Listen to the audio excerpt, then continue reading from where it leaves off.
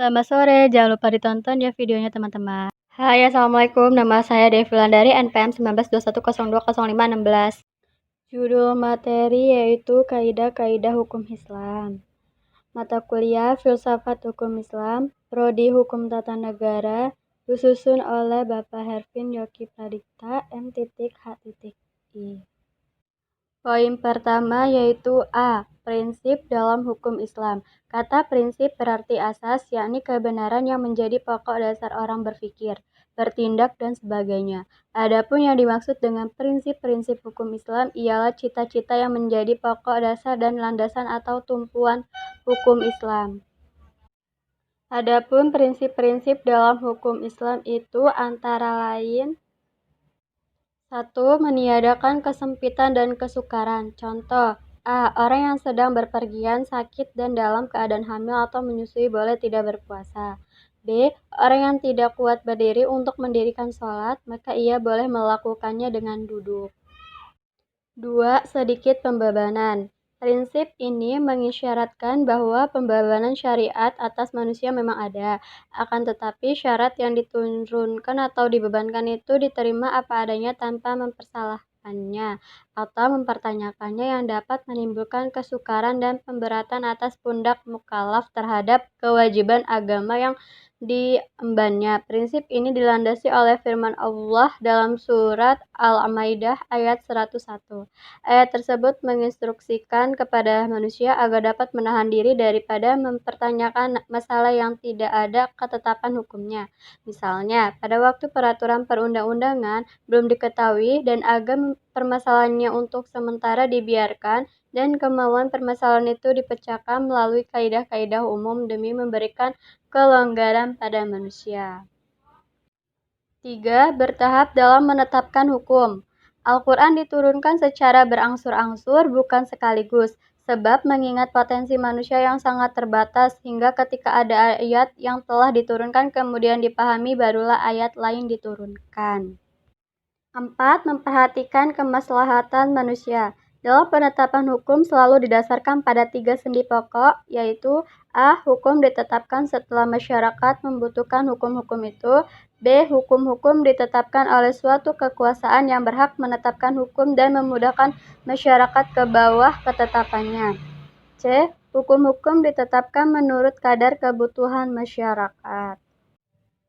5. Mewujudkan keadilan. Manusia menurut pandangan Islam adalah sama baik di hadapan Allah maupun di hadapan hukum, tanpa ada melihat kepada tinggi rendahnya suatu jabatan seseorang, tua maupun muda, melainkan seoptimal dan semaksimal apa yang telah ia perbuat dengan hukum Allah itu sampai mendapat predikat takwa.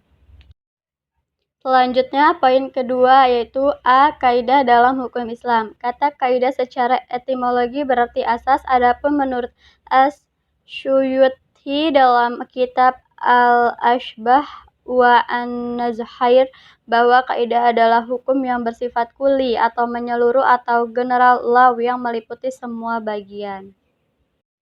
Selanjutnya, macam-macam kaidah hukum Islam yaitu: 1. Kaidah asasiyah. A. Segala sesuatu atau perbuatan tergantung pada tujuannya. B. Adapun kebiasaan itu dapat ditetapkan sebagai hukum.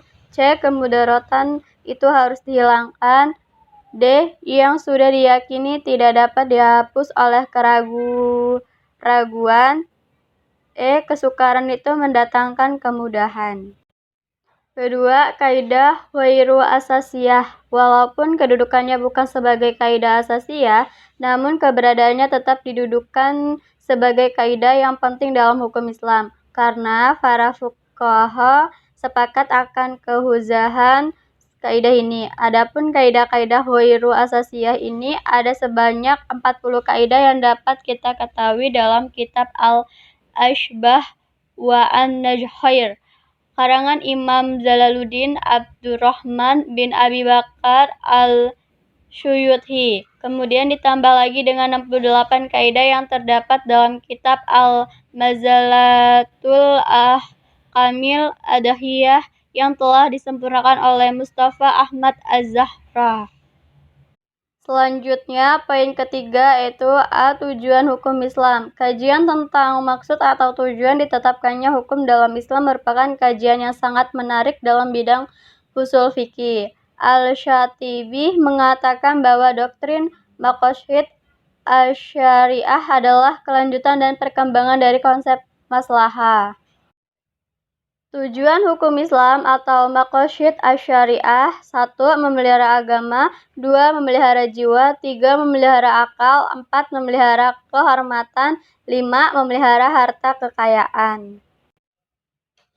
Sekian dan terima kasih. Saya akhiri, wabillahi taufiq wal hidayah. Wassalamualaikum warahmatullahi wabarakatuh. Jangan lupa ditonton videonya ya teman-teman.